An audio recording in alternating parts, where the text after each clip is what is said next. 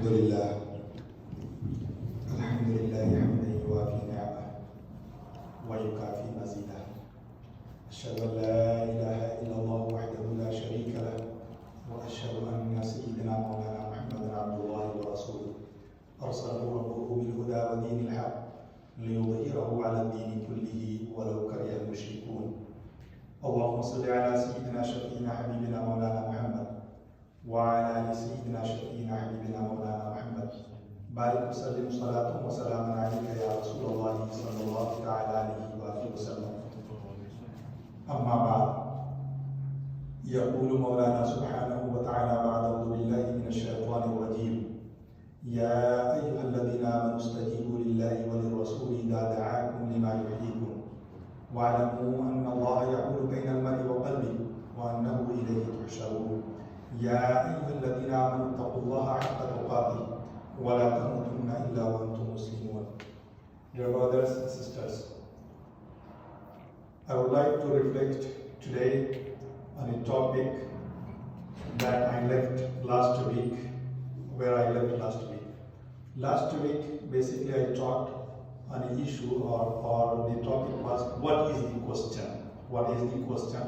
Under that, I taught that we must understand the language of the time or the question of the time, what is going on within the society and what are the questions that are raised against Islam and against the Muslim society, against the basics and basic articles of Islam and against the faith of Islam. All these things I taught last week.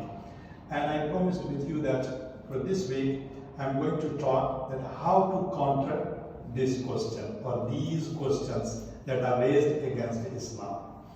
So briefly, I'm going to talk about that issue, how to counter the issue or the questions that are raised against Islam.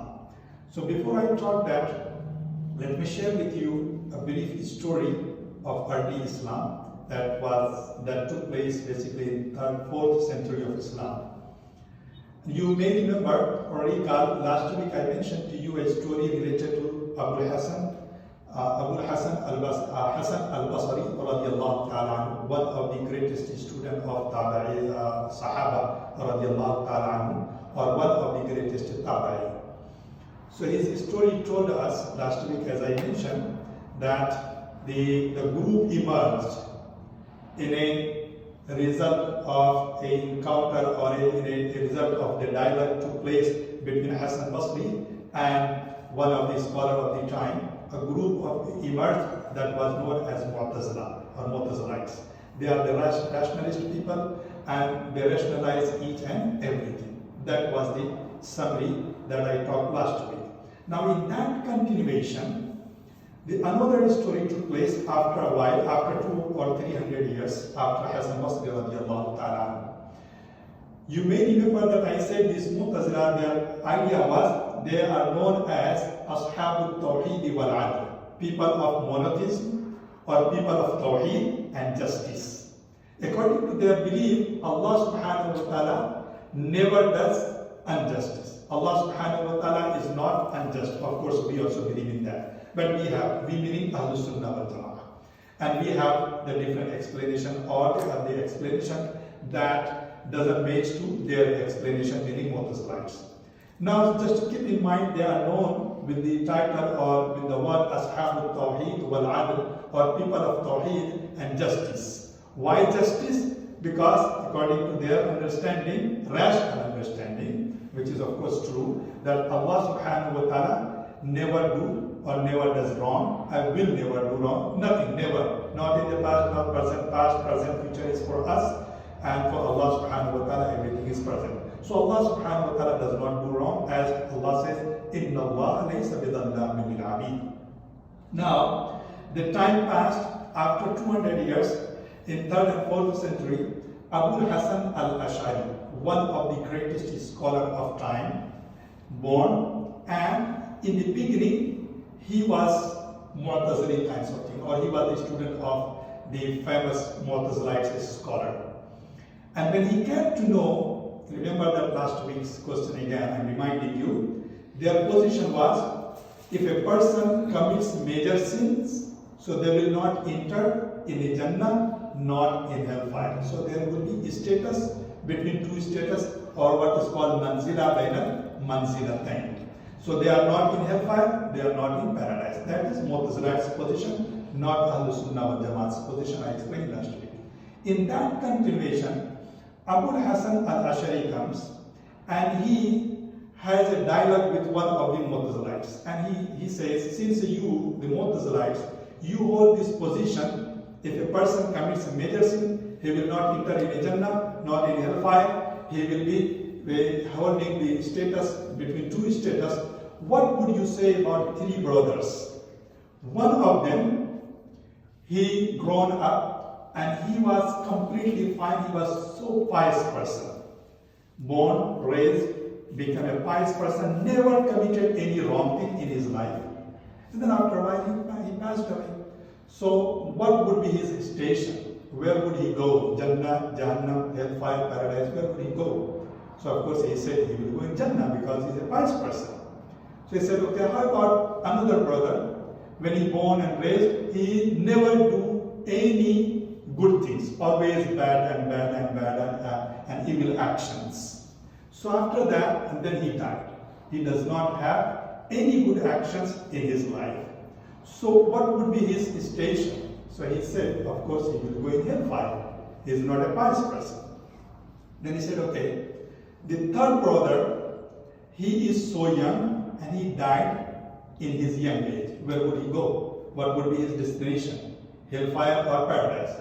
He said he will be, of course, according to his idea, possessing the manzila bainal manzilatayn, no Jannah, no hellfire, no paradise, no hellfire for them.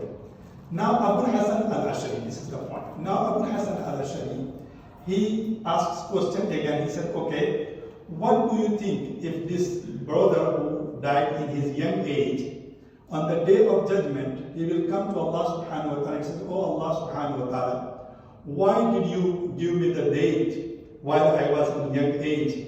If I would grow up, I could do the good deeds and I will enter in paradise.